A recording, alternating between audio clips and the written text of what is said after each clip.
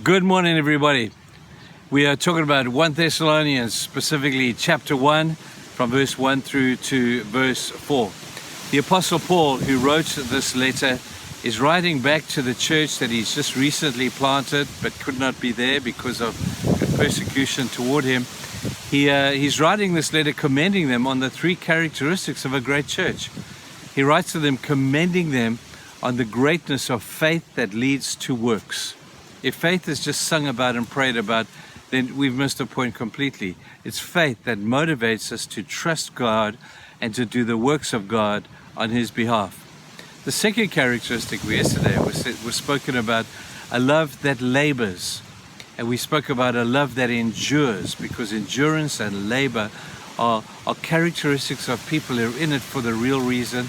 They're in it for the long haul. They're not in it for what they can get out of it. They're in it because this is the right thing to do. And the greatest test of love is the test of time. Can we endure? Can we labor? And labor means love is hard work. It's not an easy thing to do. But then today he talks about hope. He talks about an assurance that brings us to be motivated because we have a hope. Hope. That's a great word. Great word. It means different things to different people, but it's a great word. Some of us put our hope in things around us, and we hope that this life is going to treat us nicely, and we hope that we're going to live comfortably on this earth, and we hope that we're going to enjoy good health and prosperity and all those, and I have nothing against those things.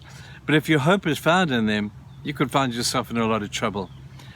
The book of Ecclesiastes is a book that you need to read. It's a book by Solomon, a man renowned for his wisdom, and even though Solomon never could have finished badly, but fortunately he didn't. But he started off looking for happiness, and happiness was what he hoped for.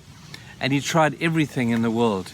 Everything from sex through to money, through to prestige, through to being the greatest king in the kingdom. And you know what? He attained every single one of those things. He got to a level of supposed happiness, but he said, there's no hope on this earth. Everything on this earth short of God is like chasing after the wind. It's like a mirage in the desert. It promises so much but delivers nothing. And he's saying to us, do not try and find your hope in another person. Don't do that. Don't try and find your hope in a church, because that's not going to work either. Find your hope in Him. And this is the hope that endures. It's all about staying the course, keeping at it. Not giving up when the emotions sort of fade a little bit and we don't feel like loving the way we should, or having faith the way we should, or having the hope that we should have. And we're talking about a hope that has an eternal consequence. We're talking about a hope that is for us there in heaven one day.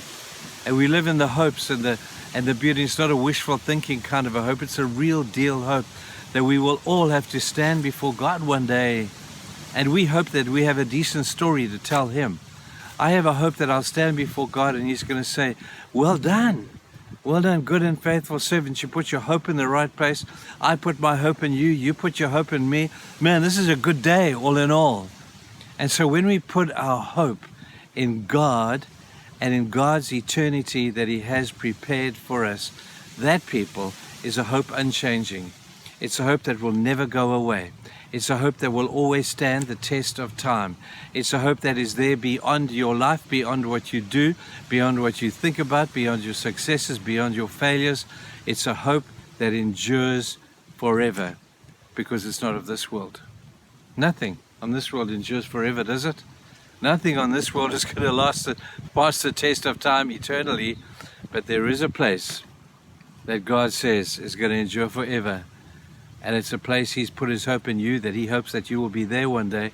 And in the meanwhile, He's put His hope in you that you will be able to establish His kingdom here on earth and let His kingdom come and do all the things that He wants you to do. And He says, if we do that, there is an eternal hope, an eternal rest, an eternal blessing forever, people, in the presence of this great and almighty and all-powerful God. That's what gets me out of the bed in the morning right now. As much as I love passionately what I do, I got to tell you, it's got nothing compared to the hope that I know is going to be realized one day in eternity. So I ask you again, think about it. Where does your hope lie? Is it a legitimate hope? If it's anything that could possibly be taken away from you, it's not legitimate, and it will surely be taken away over the course of time. The hope that we're talking about is a hope that endures forever. If it doesn't endure forever, don't trust it, because it will come, it will go, and you will be left hopeless if your hope has been put in that. Let's find our hope in God. It was David in the Psalms that's just full of, Lord, I can't hope in human beings. They're all going to let me down at some stage. I can't hope in material wealth because that could be taken from me. My hope is found in you. And I hope that's your truth today. Have a great day, people. And we've got some more stuff tomorrow. Bye-bye.